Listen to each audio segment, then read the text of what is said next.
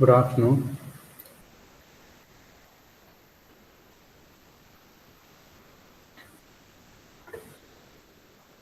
Okay.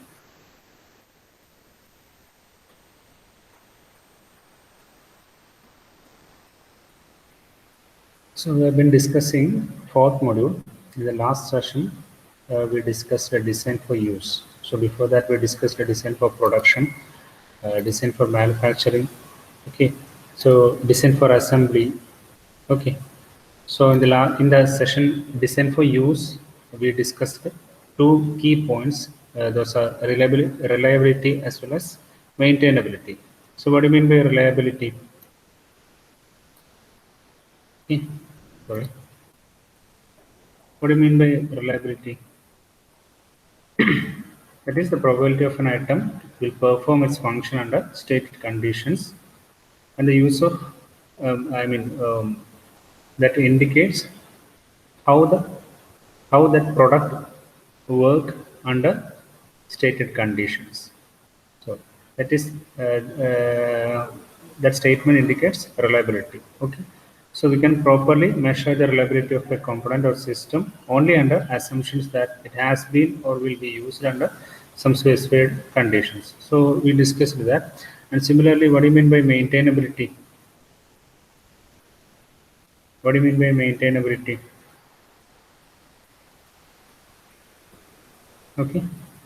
What do you mean by maintainability?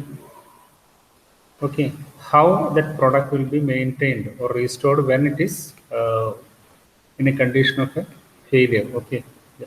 That is that indicates maintainability. The probability that a failed component or a system that will be restored or repaired to a specific conditions within a period of time. അതിനെയാണ് maintainability എന്ന് പറയുന്നത്. Okay, so next we will be discussing design for sustainability. Okay, so design for sustainability. We discussed it, design for use, and now design for sustain. So these factors are very important while uh, generating or developing a product. Okay, design for use, design for sustainability, design for assembly. Those things are very important depending on your the complexity as well as the use of your product. Okay, so now we are discussing design for sustainability. So the American Society of Mechanical Engineers stipulates that engineers shall consider environmental impact in the performance of their duties. Okay, so here we are dealing with environmental issues and design. What is the environmental implication of a design in terms of effects of air quality, water quality, energy consumption, and waste generation? Air quality almost immediately springs to mind when we list environmental concerns related to design. So environmentally conscious engineers should also concern themselves with the issues of water quality as well as water consumption. So what do you mean by design for sustainability? What is the meaning of that? Design for sustainability എന്തായിരിക്കും? So that is we are dealing with environment. അല്ല, നമ്മളൊരു product design ചെയ്ത് കഴിഞ്ഞാൽ അത് എന്താണ് എൻവയോൺമെന്റൽ impact എന്താണെന്ന് നമ്മൾ നോക്കണം. ഓക്കെ, എന്തെങ്കിലും ഹാംഫുൾ ആകുന്നുണ്ടോ, അല്ല വാട്ടർ പൊല്യൂഷൻ എന്തെങ്കിലും ഉണ്ടാക്കുന്നുണ്ടോ, എയർ പൊല്യൂഷൻ ഉണ്ടാക്കുന്നുണ്ടോ, അല്ല അങ്ങനെയുള്ള കാര്യങ്ങൾ നമ്മൾ നോക്കുന്നത്. എനർജി കൺസംഷൻ എത്രയാണ്, വേസ്റ്റ് ആക്കുന്നുണ്ടോ, നമ്മൾ എനർജി വേസ്റ്റ് ആക്കുന്നുണ്ടോ, അങ്ങനെയുള്ള എൻവയോൺമെന്റൽ ഇഷ്യൂസ് നമ്മൾ കൺസിഡർ ചെയ്യുന്നതിനാണ് നമ്മൾ എന്താ പറയുന്നത്, ഡിസൈൻ ഫോർ സസ്റ്റൈനബിലിറ്റി എന്ന് ഇൻഡിക്കേറ്റ് ചെയ്യുന്നത്. ഓക്കെ, അപ്പം ഏതൊരു പ്രൊഡക്റ്റും നമ്മൾ ചെയ്യുന്ന സമയത്ത് it should not be harmful for environment. Okay, അപ്പം നമ്മൾ എൻവയോൺമെന്റിൽ ഹാംഫുൾ അല്ലാത്ത രീതിയിൽ ആയിരിക്കണം നമ്മൾ ഓരോ പ്രൊഡക്റ്റും ഡിസൈൻ ചെയ്യുന്നത്. Okay, that is an important thing. Especially ഇപ്പം മെക്കാനിക്കൽ ഡിവൈസസ്, ഇപ്പം ഓട്ടോമൊബൈൽ പ്രൊഡക്ട്സ് ഒക്കെ എന്ന് വെച്ചാൽ കൂടുതലും ആ ഒരു കൺസേൺ ഉണ്ടാവും, അല്ല, എൻവയോൺമെന്റൽ ഇമ്പാക്ട്. ഈവൻ നമ്മളിപ്പോൾ കമ്മ്യൂണിക്കേഷൻ ഡിവൈസസ് ആണെങ്കിൽ പോലും, മൊബൈൽ ഫോൺസ് അടക്കമുള്ള കമ്മ്യൂണിക്കേഷൻ ഡിവൈസസ് ആണെങ്കിൽ പോലും എന്താണ് റേഡിയേഷൻ പോലുള്ള ഇഷ്യൂസ് നമ്മളെപ്പോഴും എന്ത് ചെയ്യും, that we should be conscious about that. അല്ല, അങ്ങനെയുള്ള കാര്യങ്ങൾ, എൻവയോൺമെന്റൽ issues, how the product is interacting with environment, അതിനെയാണ് നമ്മൾ ഡിസൈൻ ഫോർ സസ്റ്റൈനബിലിറ്റി എന്ന് പറയുന്നത്. ക്ലിയർ ആണെന്നുണ്ടോ പറയുന്നത്? മനുഷ്യരി മനസ്സിലാകുന്നില്ല? Okay. So next, engineering economics in design. Here we are discussing the cost. What is the production cost? What is how expensive our product is? അങ്ങനെയുള്ള കാര്യങ്ങളാണ് ഇവിടെ പറയുന്നത്. So engineering economics in design. So cost estimation. How much does this particular design cost? Okay. In practice, cost അടുത്ത പറയുന്നത് നമ്മൾ cost estimation ആണ്. Cost estimation is a complex business that requires skill and experience. However, there are several ways that we can break out the cost structure of a device that we are designing. Okay, so the simplest conceptually is to estimate labor, material, and overhead cost. Okay, so these are the main factors. These are the main topics we are dealing with the cost estimation. That is labor cost, material cost, and overhead costs. Okay. So labor, material, and overhead cost. Okay, costs are often broken up into categories of labor, material, and overhead costs. So what do you mean by labor cost? That is labor cost and not. That cost include payment to the employees who build the design device, as well as to support personnel who perform necessary but often invisible tasks such as taking and filling, filing orders, packaging, and shipping the device. Okay. അപ്പം നമ്മുടെ cost നമ്മൾ consider ചെയ്യുന്ന സമയത്ത് മെയിനായിട്ട് ഇത്രയും കാര്യങ്ങളാണ് നമ്മൾ പറയുക. എന്തൊക്കെയാണ് പറഞ്ഞത്? ലേബർ കോസ്റ്റ് അല്ലേ, പിന്നെന്താണ് material cost as well as overhead cost. അപ്പോൾ ലേബർ കോസ്റ്റ് എന്ന് പറഞ്ഞാൽ എന്താണ് ഇൻഡിക്കേറ്റ് ചെയ്യുന്നത്? Payments to the employees. നമ്മൾ ആരൊക്കെയാണോ നമ്മൾ വർക്ക് ചെയ്യാൻ വെച്ചിട്ടുള്ളത് അവർക്ക് കൊടുക്കേണ്ട പേയ്മെൻറ്റ്. അപ്പം അത് എന്തൊക്കെയായിരിക്കാം? ആരാണത് ഡിസൈൻ ചെയ്തത്? Who build that device, as well as to support personnel who performs necessary but often invisible tasks. അതായത് ബാക്കിയുള്ള ആൾക്കാരുണ്ടാവും അല്ലെ, എംപ്ലോയീസ് ഉണ്ടാവും. അപ്പം ഈ ഡിസൈൻ ചെയ്ത ടീം അല്ലാതെ അതർ പേഴ്സണൽസ് അതെ അവരെന്താ ചെയ്യുന്നത്? ചിലപ്പം നമ്മളെ ഈ സംഭവം, അതായത് ഒരു നമ്മൾ ചെയ്ത ഇതിൻ്റെ ഫയൽ ചെയ്യുന്നുണ്ടാവും അല്ലേ, ഓർഡർ പിന്നെ പ്ലേസ് ചെയ്യുന്നവരുണ്ടാവും, പാക്കേജ് ചെയ്യുന്നവരുണ്ടാവും, ഷിപ്പിംഗ് ചെയ്യുന്നവരുണ്ടാവും, ഡെലിവറി ചെയ്യുന്നവർ, നമ്മൾ അയക്കുന്നവർ, നമ്മൾ അപ്പം അതൊക്കെ സെപ്പറേറ്റ് ടീമായിരിക്കും. സോ അതിലൊക്കെ എന്ത് വരും? ഈ ലേബർ കോസ്റ്റ് വരും. നമ്മുടെ ഡിസൈൻ ടീമിന് പുറമെ നിങ്ങളിപ്പോൾ ആലോചിച്ച് നോക്കുക, നിങ്ങളിപ്പോൾ ഒരു പ്രൊഡക്റ്റ് ഉണ്ടാക്കണം. ഓക്കെ, നിങ്ങളത് വേൾഡ് വൈഡ് ഷിപ്പ് ചെയ്യുകയാണെന്ന് വിചാരിക്കും. ഓക്കെ, അപ്പോൾ എന്തൊക്കെ നിങ്ങളാണ്, you are the owner of that company or you are the owner of that product. അപ്പം definitely you have a design team. ആ ഡിസൈൻ ടീമായിരിക്കും. ആ ഡിസൈൻ ടീമിന് പുറമെ അത് മാനുഫാക്ചർ ചെയ്യാൻ വേണ്ടിയിട്ട് വേറെ ടീം ഉണ്ടാവും അല്ലേ, അവിടെ ലേബർ ഉണ്ടാവും. സിമിലർലി വേറെ എന്തുണ്ടാവും? നിങ്ങളുടെ പ്രൊഡക്റ്റ് പാക്ക് ചെയ്യുന്ന ടീം ഉണ്ടാവും അല്ലേ, large number of people are packing your products. Okay, pack ചെയ്യുന്നവരുണ്ടാവും, ആ ഡെലിവറി ചെയ്യുന്നവരുണ്ടാവും, ഒരു സ്ഥലത്ത് എത്തിക്കുന്നവരുണ്ടാവും, ഓക്കെ, ഷിപ്പ് ചെയ്യുന്നവരുണ്ടാവും, അയക്കുന്നവരുണ്ടാവും. പിന്നെ ഇതിൻ്റെ ബാക്കിയുള്ള അക്കൗണ്ടിങ് സെക്ഷൻസ് ഒക്കെ കീപ്പ് ചെയ്യുന്ന വേറെയും ആൾക്കാരുണ്ടാവും. ഇതൊക്കെ കോമൺ ആയിട്ട് ഒരു എസ്റ്റാബ്ലിഷ് ആയ കമ്പനീസിൽ, എസ്റ്റാബ്ലിഷ് ആയ ഫേമിൽ നമുക്ക് കാണുന്നതായിരുന്നു. അപ്പോൾ ഇവർക്കൊക്കെ കൊടുക്കുന്ന കോസ്റ്റ് ഉണ്ട് അല്ലേ, ഈ ഒരു വർക്ക് ചെയ്യാൻ വേണ്ടിയിട്ട് കൊടുക്കുന്ന കോസ്റ്റിനെയാണ് നമ്മൾ ജനറലി ലേബർ കോസ്റ്റ് എന്ന് പറയുന്നത്. Okay okay labour cost also include A variety of indirect cost that are less evident because they are generally not paid directly to employees. Okay, these indirect costs are sometimes called fringe benefits and includes health and life insurance, retirement benefits, employees' contribution to social security, and other mandated payroll taxes. Okay, അപ്പോൾ ഇതൊക്കെ എന്താണ്? നിങ്ങളൊന്ന് ആലോചിച്ചേക്കോ, ഒരു കമ്പനീനെ പറ്റി നിങ്ങൾ ആലോചിച്ചാൽ മതി അല്ലേ. അവിടെ എംപ്ലോയീസിന് കൊടുക്കുന്ന ബാക്കിയുള്ള ആനുകൂല്യങ്ങൾ ഉണ്ടാവും.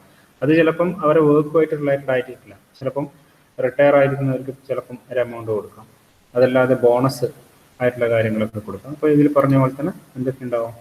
അതിന് നമ്മൾ പറയുന്ന പേരാണ് fringe benefits. These are indirect costs. Okay, that include health and life insurance കൊടുക്കാം അല്ലെ, റിട്ടയർമെന്റ് ബെനിഫിറ്റ്സ്. ഇങ്ങനെയുള്ളതും എന്താണ്? ലേബർ കോസ്റ്റിന്റെ ഒരു പാർട്ടാണ്. Okay,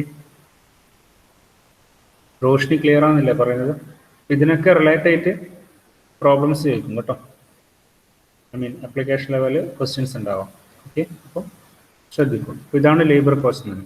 A simple starting point for estimating cost is to keep good records for the activities needed to build our designs prototype. simple starting point for estimating cost is to keep good records or the activities needed to build our design product. അപ്പോൾ ഇതിന് വേണ്ടിയിട്ടുള്ള ഏറ്റവും important ആയിട്ടുള്ള ഒരു പോയിന്റാണ് ഏറ്റവും നല്ല രീതിയിൽ നമ്മൾ എന്ത് ചെയ്യുക, റെക്കോർഡ്സുകൾ കീപ്പ് ചെയ്യുക. ഒരാളുടെയും വർക്ക് അല്ല, അവരുടെ വർക്കിനെ മെഷർ ചെയ്യുന്ന രീതിയിലുള്ള ഒരു റെക്കോർഡ്. അത് എല്ലാ കമ്പനീസിലും എല്ലാ ഫോമിലും നമ്മൾ ചെയ്യുന്ന കാര്യങ്ങളാണ് അല്ലേ. ഒരു അക്കൗണ്ട് സെക്ഷൻ നമ്മൾ കീപ്പ് ചെയ്യും, കൊടുക്കുന്ന സാലറി, അവരുടെ ബെനിഫിറ്റ്സിൻ്റെ സെപ്പറേറ്റ് ആയിട്ട് അത്രയും നീറ്റായിട്ട് എന്ത് ചെയ്യും, ഒരു അക്കൗണ്ടിങ് സെക്ഷനിലൂടെ അത് കീപ്പ് ചെയ്യും. ഓക്കെ, അപ്പോൾ അതാണ് ലേബർ കോസ്റ്റിൽ വരുന്നത്. ഓക്കെ,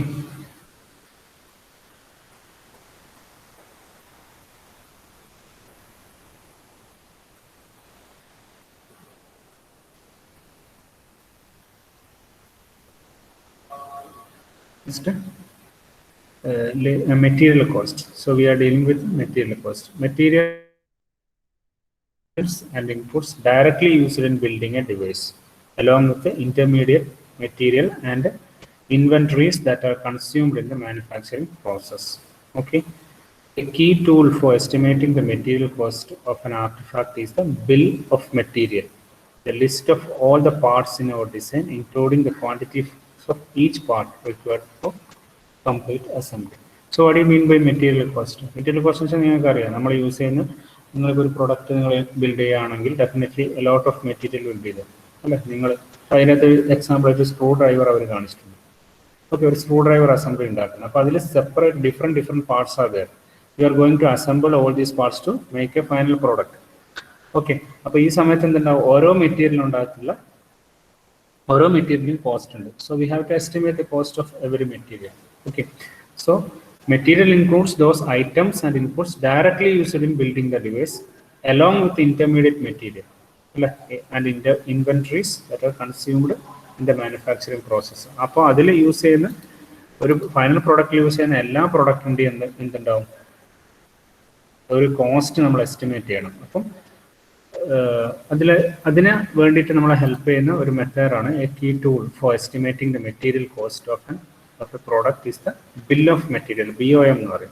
അപ്പോൾ bill of material എന്താ ഉണ്ടാവും, അതിൻ്റെ അകത്ത് the list of all parts in our design, including the quantities of each part required for complete assembly. അപ്പം എല്ലാ പാർട്സും അതിൽ എത്ര നമ്പർ വേണം, എത്ര number of parts will be available, എത്ര number of material will be available എന്ന് പറഞ്ഞിട്ട് നമ്മൾ എന്ത് ചെയ്യും, അതിനെ നമ്മൾ ഇതെടുക്കും, ടേബിൾ നമ്മൾ ഉണ്ടാക്കും. അപ്പോൾ അതിനെയാണ് നമ്മൾ പറയുന്നത് ബിൽ ഓഫ് മെറ്റീരിയൽ എന്ന് പറയും. ഓക്കെ, അപ്പോൾ അതിനെയാണ് മെറ്റീരിയൽ കോസ്റ്റിൽ നമ്മൾ ഹെൽപ്പ് ചെയ്യുന്നത്. ആ ബിൽ ഓഫ് മെറ്റീരിയൽ നമ്മൾ ഉണ്ടാക്കുക. അപ്പോൾ ഒരു സിംഗിൾ പ്രൊഡക്റ്റാണ് നിങ്ങൾ ഉണ്ടാക്കുന്നുണ്ടെങ്കിൽ ഡെഫിനറ്റ്ലി ലോട്ട് ഓഫ് പാർട്സ് ആണ്, ആ പാർട്സിൻ്റെ എല്ലാം കോസ്റ്റ് നമ്മൾ ഉണ്ടാക്കും. ഇതൊക്കെ നിങ്ങൾക്ക് ഇപ്പം നിങ്ങൾ തന്നെ ഇപ്പം നിങ്ങൾ ഫൈനൽ ഇയറിലോ ഒരു പ്രോജക്റ്റ് ഒക്കെ ചെയ്യുന്ന സമയത്ത് നിങ്ങൾ ഇതേപോലത്തെ ഒരു കോസ്റ്റ് എസ്റ്റിമേഷൻ ചെയ്യേണ്ടി വരും. ഓക്കെ, സപ്പോസ് നിങ്ങളൊരു പ്രൊഡക്റ്റ് ഉണ്ടാക്കുന്ന സമയത്ത് നിങ്ങൾ ഒരുപാട് കാര്യങ്ങൾ നിങ്ങൾ വാങ്ങിക്കും അല്ല, ചിലപ്പോൾ ഓൺലൈനായിട്ട് വാങ്ങിക്കും, പുറത്തുനിന്ന് വാങ്ങിക്കും, അസംബിൾ ചെയ്യുന്നുണ്ടാവും അല്ലേ. ഇപ്പോൾ ഇലക്ട്രോണിക് ബേസ്ഡ് പ്രൊഡക്റ്റ് ആണെങ്കിൽ ഡെഫിനറ്റ്ലി ഇലക്ട്രോണിക് കമ്പോണൻസ് ഉണ്ടാക്കാം. ഇനി അതല്ലെങ്കിൽ ചിലപ്പോൾ നിങ്ങൾ സോഫ്റ്റ്വെയർ ബേസ്ഡ് പ്രൊഡക്റ്റ് ആണെങ്കിൽ പോലും ഡെഫിനറ്റ്ലി ലോട്ട് ഓഫ് നിങ്ങളെടുക്കുന്ന എഫേർട്ട് ഉണ്ടാവും, നിങ്ങൾ വാങ്ങിക്കുന്ന മെറ്റീരിയൽ ഉണ്ടാവും അതിന് വേണ്ടിയിട്ട്. അപ്പോൾ അതിൻ്റെയൊക്കെ കോസ്റ്റ് നിങ്ങൾ എസ്റ്റിമേറ്റ് ചെയ്യും, നമ്മളെന്ത് ഒരു ബിൽ ഓഫ് മെറ്റീരിയൽ ഉണ്ടാക്കും. അപ്പോൾ അതൊരു ഇമ്പോർട്ടൻ്റ് ആയിട്ടുള്ള ഫാക്ടറാണ്.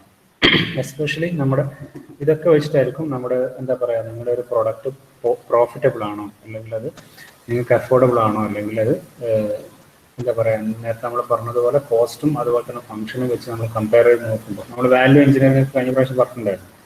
അപ്പോൾ അതിലൊക്കെ നമുക്ക് ഇതാക്കുന്ന സമയത്ത് ഈ കംപ്ലീറ്റ് കോസ്റ്റ് നമ്മൾ നോക്കണം അല്ലേ. ലേബർ കോസ്റ്റ്, മെറ്റീരിയൽ കോസ്റ്റ്, ഇങ്ങനെയുള്ള എല്ലാ എക്സ്പെൻസസും നമ്മൾ കമ്പ്യൂട്ട് ചെയ്തിട്ടായിരിക്കും നമുക്ക് എത്രത്തോളം പ്രോഫിറ്റബിൾ ആണ് നമ്മുടെ പ്രൊഡക്റ്റ് എന്ന് നമ്മൾ കാൽക്കുലേറ്റ് ചെയ്യുന്നത്.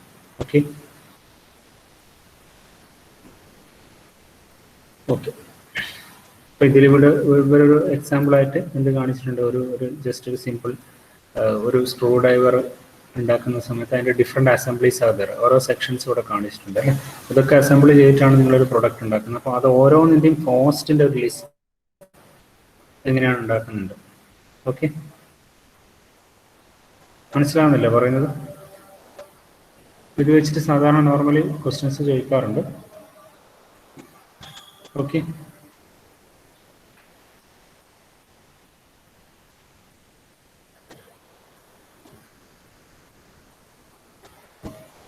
ഇനി നെക്സ്റ്റ് വരുന്നത് overhead cost.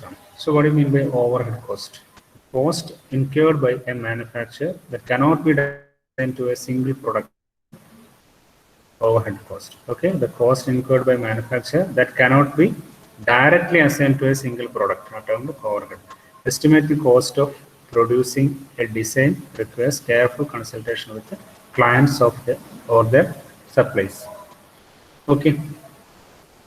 In practice, each engineering discipline has its own approaches to cost estimating that are captured by general guidelines. Okay. അപ്പോൾ ഇനി എങ്ങനെയാണ് ഒരു പ്രൊഡക്റ്റിൻ്റെ ഒരു ഡിസൈൻ്റെ cost of design and the cost of the designed device അങ്ങനെയാണ് നമ്മൾ calculate. അപ്പം ഇതിൽ പറഞ്ഞ പോലെ തന്നെ എന്താണ് ഒരു കോസ്റ്റ് നമ്മൾ എസ്റ്റിമേറ്റ് ചെയ്യുന്ന സമയത്ത് ഒന്ന് ഡിസൈൻ കോസ്റ്റ് ഉണ്ടാവും, പിന്നെ അതുപോലെ തന്നെ നമ്മൾ എന്ത് ചെയ്യേണ്ടി വരും, ആ പ്രൊഡക്റ്റിന് നമ്മളൊരു വില നമ്മൾ കാണേണ്ടി വരും അല്ലേ. നമ്മൾ അതിൻ്റെ what is the rate of that, നിങ്ങൾ ഡിസൈൻ ചെയ്ത് നിങ്ങളുടെ എന്താ പറയുക മാനുഫാക്ചർ ചെയ്യാൻ വേണ്ട നിങ്ങളുടെ എക്സ്പെൻസ് വെച്ചിട്ട് കണക്ക് കൂട്ടിയിട്ട് you have to place a cost of that particular product അല്ലേ. നിങ്ങളിപ്പോൾ ഉണ്ടാക്കുന്ന സപ്പോസ് നിങ്ങൾ നേരത്തെ നമ്മൾ പറഞ്ഞ ഒരു ചെയറാണ് നിങ്ങൾ ഉണ്ടാക്കുന്നത്, അല്ലെങ്കിൽ ചെയറാണ് ഡിസൈൻ ചെയ്യുന്നത് അല്ലേ. ആ ഡിസൈൻ ചെയ്യാൻ വേണ്ടി നിങ്ങൾ ഈ പറഞ്ഞ പോലെ ഇത്രയും കോസ്റ്റ് ഉണ്ടാവും, ഒരു പ്രൊഡക്റ്റിൻ്റെ സിംഗിൾ പ്രൊഡക്റ്റിന് ഇത്ര എക്സ്പെൻസ് ഉണ്ടാവും. അപ്പോൾ അത് വെച്ചിട്ട് നിങ്ങൾ എന്ത് ചെയ്യും, അതും കൂടി കൺസിഡർ ചെയ്തിട്ടാണ് നിങ്ങൾ എന്ത് ചെയ്യുന്നത്, ആ ഡിസൈൻഡ് പ്രൊഡക്റ്റിന് ഒരു കോസ്റ്റ് നിങ്ങൾ എസ്റ്റിമേറ്റ് ചെയ്യുന്നത്, അല്ലെങ്കിൽ നിങ്ങൾ ഫിക്സ് ചെയ്യുന്നത്. ഓക്കെ, അപ്പോൾ അതാണ് പറഞ്ഞുകൊണ്ടിരിക്കുന്നത്. There is an important distinction between the cost of designing, prototyping and testing a product and the cost of product after manufacturing and distribution. Okay, there is an important distinction between എന്താണ് അതിലൊരു ശരിയൊരു distinction, അതായത് ഒരു വ്യത്യാസമുണ്ട്. Cost of designing, prototyping and testing product, cost of that product after manufacturing and distribution. ആ ഡിസ്ട്രിബ്യൂഷൻ്റെ സമയത്ത് നേരത്തെ പറഞ്ഞ പോലെ തന്നെ ഒരു ടെസ്റ്റിങ്ങിനും പ്രോട്ടോടൈപ്പിങ്ങിനും അതുപോലെ തന്നെ ഡിസൈനിങ്ങിനും ഒക്കെ ആയിട്ട് നിങ്ങളുടെ കയ്യിൽ നമ്മളിപ്പോൾ ഒരു പ്രോഡക്റ്റ് ഉണ്ടാക്കുകയാണെങ്കിൽ ഡെഫിനറ്റ്ലി നമ്മുടെ കയ്യിൽ നിന്നുണ്ടാവും ഒരുപാട് എക്സ്പെൻസസ് ഉണ്ടാവും.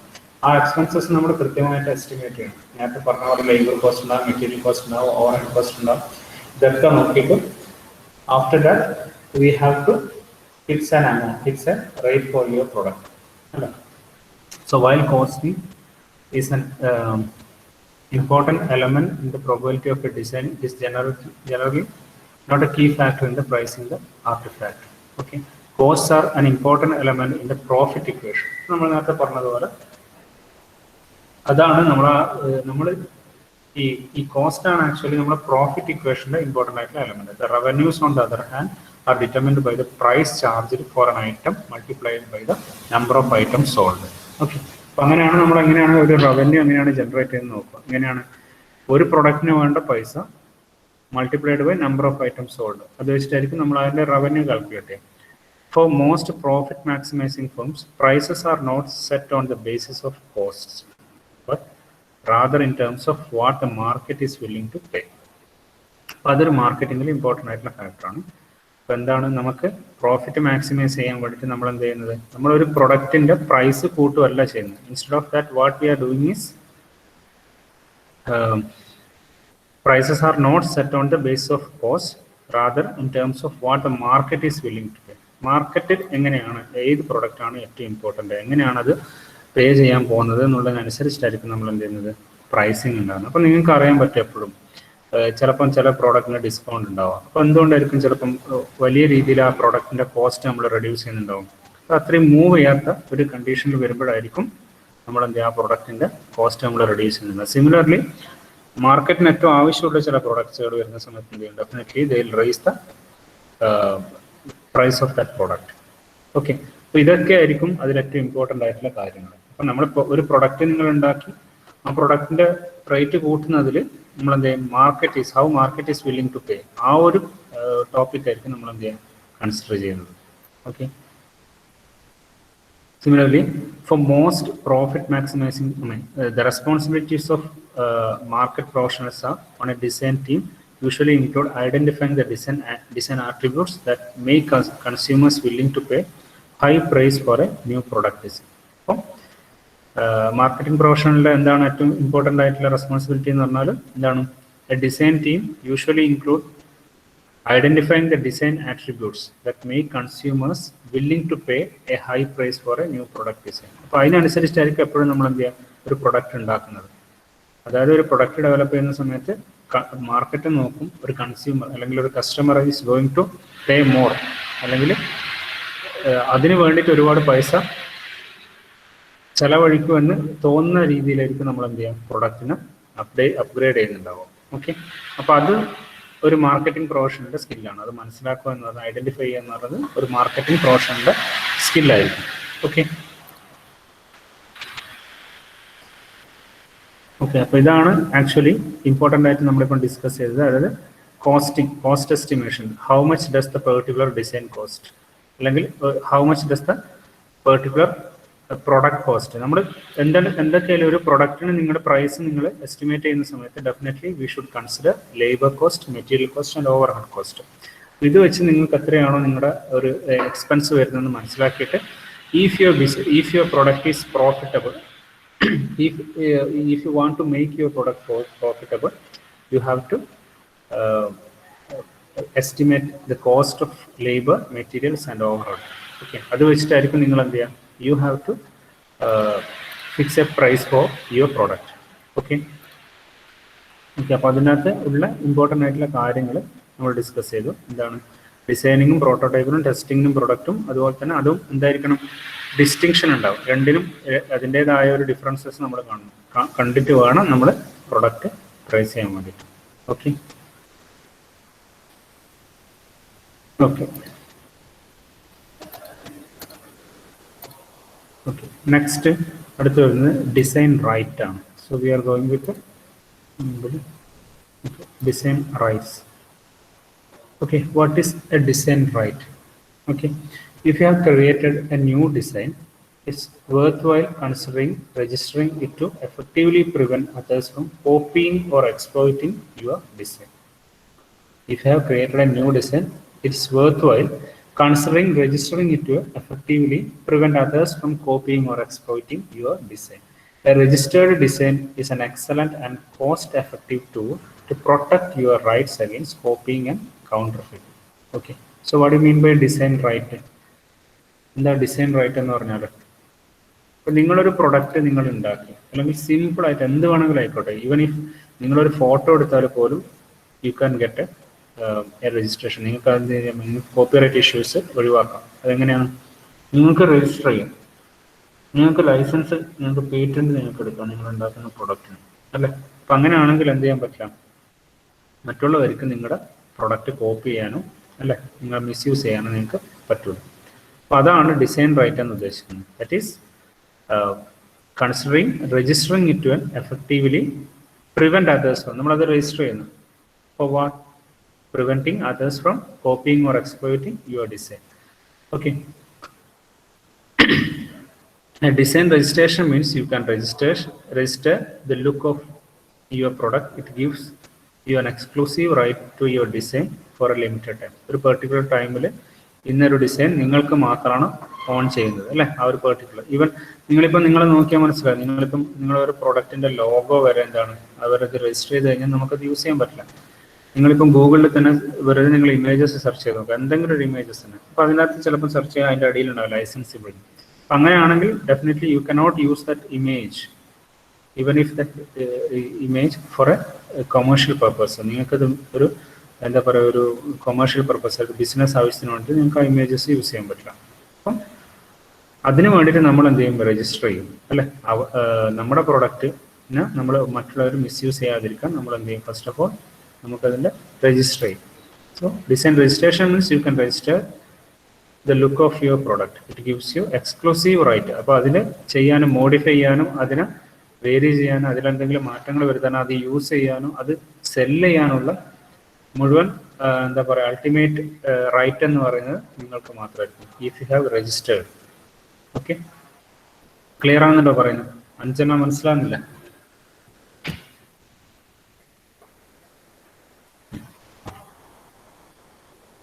അപ്പോൾ അതിനാണ് ഡിസൈൻ റൈറ്റ് എന്ന് പറയുന്നത്. So and designs can be registered to product, the look of your whole product, a part of your product, or even just a small detail. your product might be something functional like a mobile phone, a drill, or a toothbrush, or something more decorative like a vase or piece of jewelry. Okay. അപ്പോൾ product എന്ന് പറഞ്ഞാൽ ഇങ്ങനെയുള്ള കാര്യങ്ങളൊക്കെ sometimes that may be a whole product or a part of a product or even just a small detail ആണ്. Okay. Okay, your product might be something functional like a mobile phone, a drill, or a toothbrush, or something more decorative ആവാം അല്ലെ, എന്തെങ്കിലും piece of jewellery ആകാം. നിങ്ങളിപ്പോൾ ഈ പറഞ്ഞ പോലെ ഇപ്പം ഈവൻ ക്ലോത്തിൻ്റെ കേസിലാണെങ്കിൽ പോലും അവിടെ എന്തുണ്ട്, ഡെഫിനറ്റ്ലി ഒരു സോറി ഈവൻ നിങ്ങൾ യൂസ് ചെയ്യുന്ന ക്ലോത്തിൽ പോലും അല്ലെങ്കിൽ എന്താ പറയുക നിങ്ങൾക്ക് രജിസ്റ്റർ ചെയ്യാം. ഈവൻ നിങ്ങളൊരു പെർട്ടിക്കുലർ ഡിസൈൻ കൊണ്ടുവന്നു കഴിഞ്ഞാൽ that design is if you have registered, ആ ഡിസൈൻ എന്ത് ചെയ്യാൻ പറ്റില്ല, വേറൊരാൾക്ക് കോപ്പി ചെയ്യാൻ പറ്റില്ല. നിങ്ങൾ എസ്പെഷ്യലി ലോഗോ എല്ലാം കണ്ടിട്ടുണ്ടാവും നിങ്ങൾ പല പ്രൊഡക്റ്റിൻ്റെയും. അപ്പോൾ ആ ലോഗോ ഒക്കെ എന്ന് വെച്ചാൽ അവരുടെ മാത്രമാണ്, യുണീക്ക് ആയിരിക്കും. No one can access or no one can counterfeit or copy that particular logo. അപ്പോൾ അങ്ങനെയാണ് ആ ഡിസൈൻ്റെ പിന്നെ എന്താ പറയുക ഡിസൈൻ റൈറ്റ് എന്ന് പറഞ്ഞത്. ഒരു പെർട്ടിക്കുലർ പ്രൊഡക്റ്റ് നിങ്ങൾ ഉണ്ടാക്കി കഴിഞ്ഞാൽ if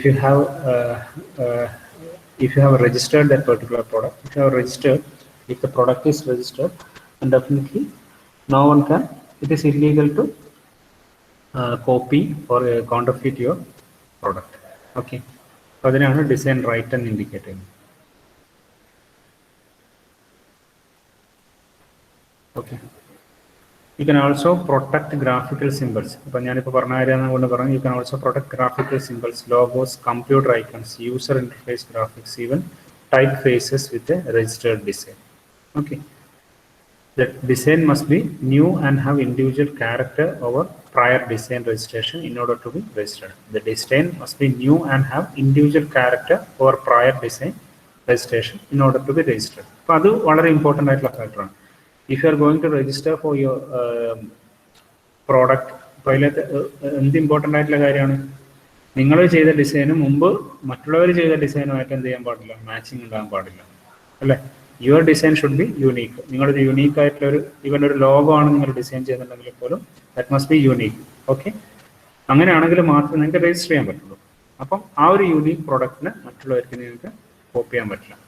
okay, the design must be new and have individual character അല്ലേ, ഒരു ഇൻഡിവിജ്വൽ ഒരു സ്പെഷ്യൽ ഫീച്ചർ ഉണ്ടായിരിക്കും. അങ്ങനെയാണെങ്കിൽ മാത്രമേ നമുക്ക് എന്ത് ചെയ്യാൻ പറ്റും, ആ പ്രൊഡക്റ്റ് രജിസ്റ്റർ ചെയ്യാൻ പറ്റുള്ളൂ. ഓക്കെ, ക്ലിയർ ആവുന്നില്ല പറയുന്നത്? ഡിസൈൻ റൈറ്റ്, നമ്മളിപ്പോൾ കോസ്റ്റിനെ പറ്റി സംസാരിച്ചു, നെക്സ്റ്റ് ഡിസൈൻ റൈറ്റിനെ പറ്റി സംസാരിച്ചു. ഓക്കെ, അഷ്ന മനസ്സിലാവുന്നില്ല പറയുന്നല്ലേ?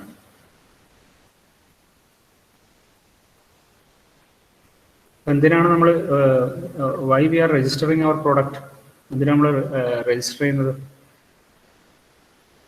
എന്തിനാണ് ആദ്യം ഒരു പ്രൊഡക്റ്റ് ഉണ്ടായി കഴിഞ്ഞാൽ നമ്മൾ രജിസ്റ്റർ ചെയ്യേണ്ട ആവശ്യം എന്താ, അല്ലെങ്കിൽ അതിൻ്റെ ഒരു കോപ്പി റൈറ്റ് നമ്മൾ എടുക്കേണ്ട ആവശ്യം എന്താണ്? ഞാനിപ്പോൾ പറഞ്ഞത് തന്നെ,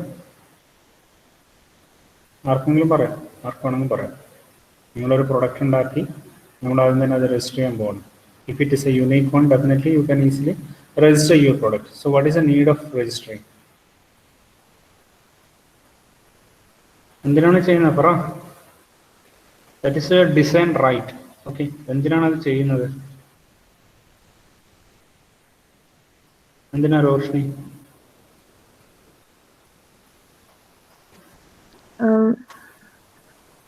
നമ്മളെ പ്രൊഡക്റ്റ് ഒരാളെ കോപ്പി ചെയ്തിട്ട് അവരതിന്റെ അഡ്വാൻറ്റേജ് എടുക്കാണ്ടിരിക്കാൻ, അതിനാണ് നമ്മൾ രജിസ്റ്റർ ചെയ്യുന്നത്, പ്രൊഡക്റ്റ് രജിസ്റ്റർ ചെയ്യുന്ന പറയുന്നത് അല്ല. No one can, okay, we have to prevent copying or taking advantages of our product. അപ്പം അതിന് വേണ്ടിയിട്ടാണ്. സോ നമ്മളൊരു ബിസിനസ്സും കൂടി ചെയ്യണം അല്ലേ. മറ്റുള്ളവർ നമ്മുടെ പ്രൊഡക്റ്റ് ആക്സസ് ചെയ്ത് കഴിഞ്ഞാൽ ഡെഫിനറ്റ്ലി നമുക്കത് ബുദ്ധിമുട്ടായിരിക്കും. സോ നമ്മൾ ആ പ്രൊഡക്റ്റ് അതിൻ്റെ ഡിസൈൻ എന്തായിരിക്കും എപ്പോഴും generally will register that particular product if that product is unique and it will if you are having a product with individual characters, അങ്ങനെ ഉണ്ടെങ്കിൽ നമുക്ക് എന്ത് ചെയ്യാം, ഡെഫിനറ്റ്ലി നിങ്ങളുടെ പ്രൊഡക്റ്റ് നമുക്ക് എന്ത് ചെയ്യാൻ പറ്റും, രജിസ്റ്റർ ചെയ്യാൻ പറ്റും.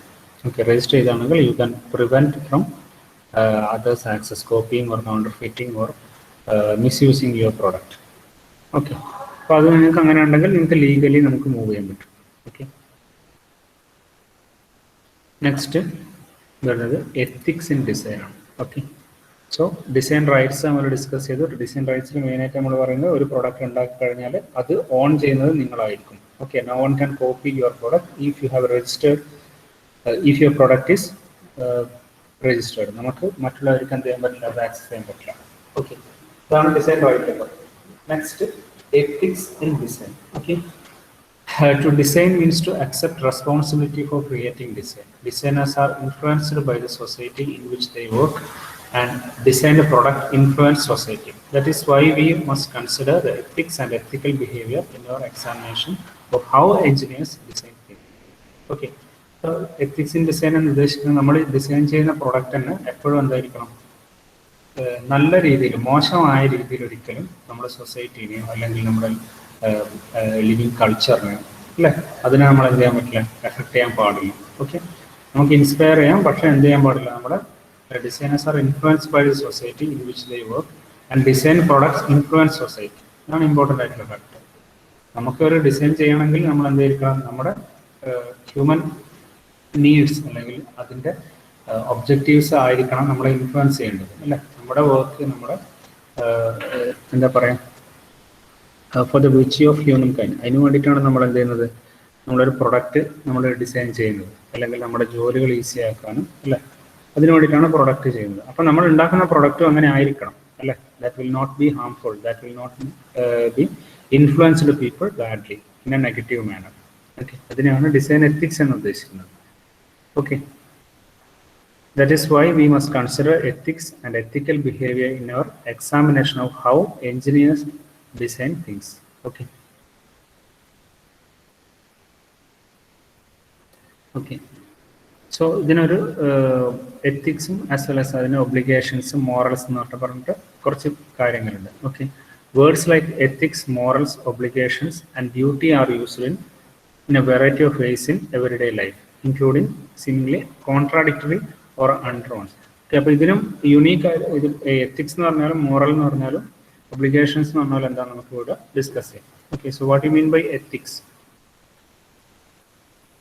Okay, the discipline dealing with what is good and bad and with moral duty and obligations. Okay, ഇതാണ് വൺ എന്ന് പറയുന്നത് point, or first point, the discipline dealing with what is good and bad and with a moral duty and obligation. Okay, the second point is a set of moral principles or values. Okay, മൂന്നാമത്തെ a theory or system of moral values അല്ലേ. അടുത്ത അടുത്ത point എന്ന് പറഞ്ഞാൽ the principles of conduct governing an individual or group. Okay, ഇത്രയാണ് ethics എന്ന് പറയുന്നത്. എന്തൊക്കെയാണ്? The discipline dealing with what is good and bad and with moral duty and obligation. And second പോയിന്റിൽ രണ്ട് പോയിന്റ്സ് വരുന്നുണ്ട്. ഏതൊക്കെയാണ്? A set of moral principles or value.